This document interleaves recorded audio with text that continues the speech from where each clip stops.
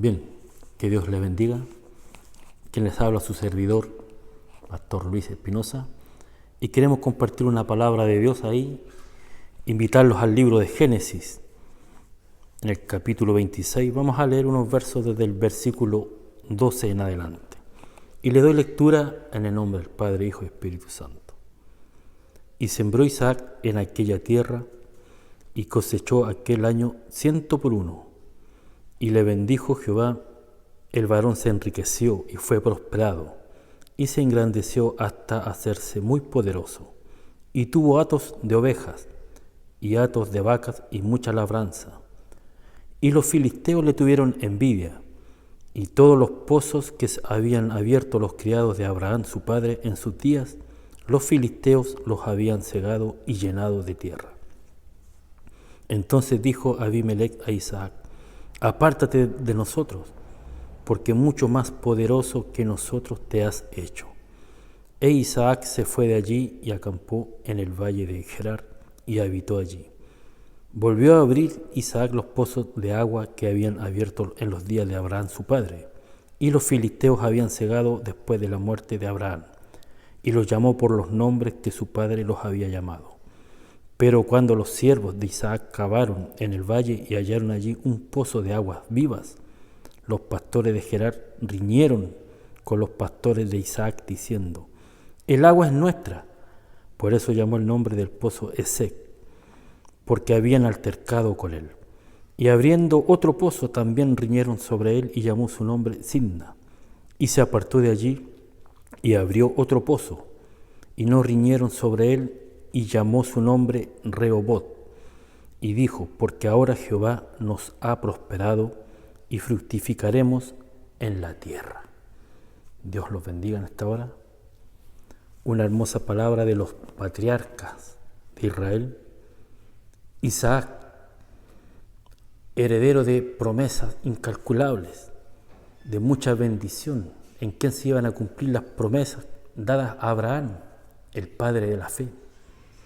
Y tiene mucho que ver la palabra con su padre, que era Abraham, con respecto a la fe, a creerle a Dios, a creer de que no todo está terminado. Podemos estar viviendo situaciones difíciles, podemos estar atravesando muchas complejidades, pero tenemos la promesa del Señor, la promesa de Dios, de que Él nos va a ayudar. Dice: no te dejaré ni te desampararé. Entonces debemos creer a Dios, tomar la palabra, declararla, proclamarla, meditar en ella y hacerla nuestra, porque la palabra de Dios es lo único que permanece para siempre. El mundo tiene muchas modas, muchas filosofías, muchos pensamientos, doctrinas. Hoy día se dice bueno a lo que era malo hace algunos años atrás. El mundo va cambiando. Lo único que se mantiene firme es la palabra de Dios. Dice la Escritura que todas las cosas van a pasar, el mundo, los habitantes de él, pero la palabra del Señor, la palabra de Dios, permanece para siempre. Entonces, quiero hacerte un llamado en esta hora a confiar en la palabra de Dios, a confiar a lo que Dios te ha hablado, a lo que Dios te ha mostrado, a lo que Dios ha puesto sobre tu vida. Y a través de este mensaje que hemos leído, déjame decirte que encontramos a un varón, Isaac, que su padre fue llamado amigo de Dios por creerle a Dios, por creerle en momentos difíciles, en circunstancias a lo mejor adversas, cuando ya no había tal vez no había tiempo, cuando según el pensamiento humano, según la experiencia humana, ya no había condiciones para que se cumpliese la promesa. Abraham tenía la promesa de heredar un hijo, y que a través de su hijo iba a ser padre de multitudes, padre de naciones, y a través de él iba a venir la bendición al mundo, que era el nacimiento del Cristo, del Mesías. Pero resulta que él ya era anciano. Su señora, su esposa, tenía, Sara, 90 años. Ya humanamente, científicamente, Físicamente era imposible que tuvieran un hijo. Así que Abraham quiso ayudar a Dios en la carne, quiso él decir, tal vez el Señor se equivocó, tal vez si lo ayudo, y se allegó, tuvo relaciones con la criada, y de ahí nació Ismael. Pero Dios no le había dicho que a través de la criada iba a tener descendencia, sino que a través de Sara, su mujer. Entonces Abraham se adelantó a los planes de Dios porque tal vez pensó que ya no se iba a cumplir o que Dios se estaba tardando mucho. Hoy día hay mucha gente que me ve a través de las pantallas, a través del internet, donde quiera que llegue esta señal, que está esperando en Dios un cumplimiento de una promesa, una respuesta, alguna solución al problema. Y está diciendo, Dios se está demorando mucho, voy a ayudarlo un poco, voy a moverme por aquí, por allá. Déjeme decirle que si nos apuramos, si nos movemos en nuestras propias fuerzas, nos vamos a equivocar. Abraham se equivocó, se metió con la criada, tuvo a Ismael, y después Ismael fue de gran problema hasta el día de hoy para el pueblo de Dios, para el pueblo de Israel. Ha traído gran dolor incluso hasta el día de hoy al mundo, ya que son los padres de todos los árabes, Ismael. Porque la promesa no era que iba a heredar y se iba a cumplir en Ismael, sino en Isaac, hijo de su mujer legítima Sara. Porque Dios es un Dios de orden. Dios es un Dios ordenado. Y que Él dice su palabra y se cumple. Nosotros nos desesperamos, nos angustiamos, porque no vemos respuesta, no vemos solución a los problemas. Cualquiera sea el problema que usted esté enfrentando, nos apuramos. Recuerde usted cuando Lázaro murió, pero antes de morir, los días antes estaba muy enfermo, ya a punto de morir, y mandan a buscar a Jesús, Marta y María, y le dicen, apúrate porque Lázaro, al que tú amas, está muy enfermo, enfermedad de muerte. Y Jesús dijo a los discípulos, quedémonos 2 días más acá, 2 días más, vamos a esperar. Y Lázaro muere. Cuando llega Jesús, ya había muerto hace 4 días. Expelía olor. Y le dicen, no, ¿qué vas a hacer si ya está muerto? Lleve ya, le habían dicho.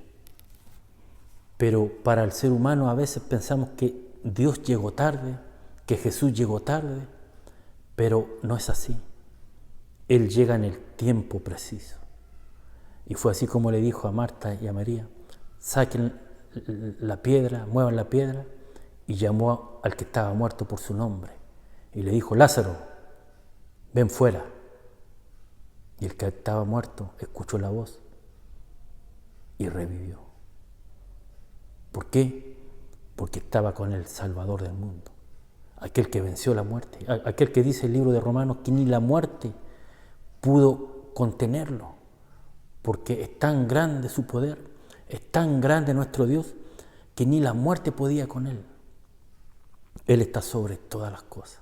Y Él mismo dice, Jesucristo, toda autoridad, toda potestad me es dada en el cielo y en la tierra. Por tanto, nosotros debemos creer en nuestro Dios, en Jesucristo, su Hijo amado, que en el nombre de Jesús hay poder sobre todas las cosas. Y si Dios te dio una palabra, si tú le estás pidiendo una respuesta, una solución a tu problema, a Dios, sigue confiando. Tal vez en tu pensamiento tú dices, se está demorando mucho. Ya llevo muchos meses orando, pidiendo, muchos años, tal vez algunos tienen años pidiendo sobre alguna situación en particular. Pero Dios no llega tarde. En el tiempo de Dios todo es perfecto. Dice la Escritura, todo lo hizo hermoso en su tiempo. Ahí está la clave, en el tiempo de Él, no en nuestro tiempo. Así que te animo a seguir confiando. Fíjate que Isaac, el heredero de las promesas, había sembrado, según el pasaje que hemos leído, y había cosechado 100 por 1, 100% de efectividad la cosecha, se había enriquecido, se había hecho un varón muy próspero porque Dios estaba con él. Pero lamentablemente, dice el versículo 15, que los filisteos, la gente de alrededor, le tuvo envidia porque Dios lo estaba levantando. Fue tan grande la envidia que le encerraron los pozos que Abraham había abierto, se los tapaban. Él volvía a abrir otro pozo, iban los filisteos y se lo tapaban de nuevo porque querían verlo destruido, porque la envidia es un mal muy grande en el mundo.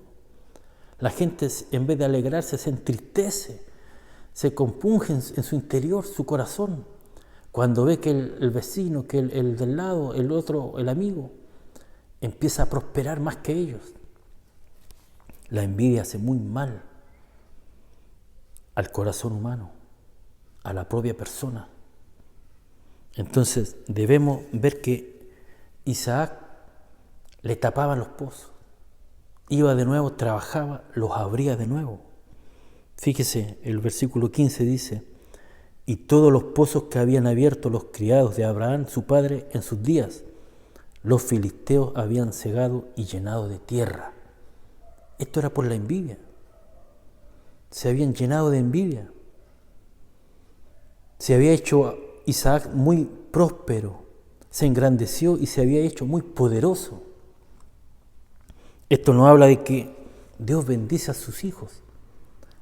Cuando caminamos en rectitud, en obediencia a Dios, Dios va abriendo puertas, Dios va estableciendo paso a paso y nos mantiene firmes, pero se levanta envidia.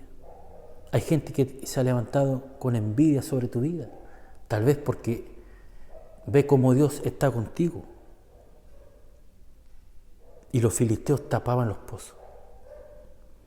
Entonces encontramos que Isaac volvía a acabar, a abrir otros pozos, e iban y los cerraban de nuevo.